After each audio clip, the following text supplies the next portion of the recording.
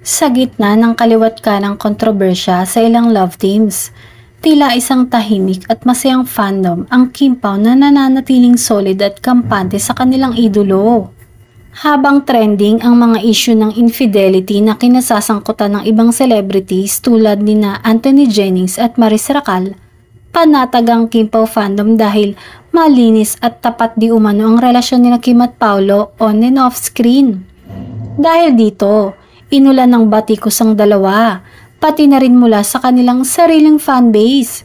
Ngunit habang mainit ang usapan sa ibang love teams, tila cool at chill ang Kim Pao. Say nga ng isang fan sa X, both single on and off screen partners. Yung happy sila at may freedom to show their sweetness at walang inaagrabyadong ibang tao. Kasi naman magjowa na sila. Wala pang confirmation pero as the quote says, what you see is what you get.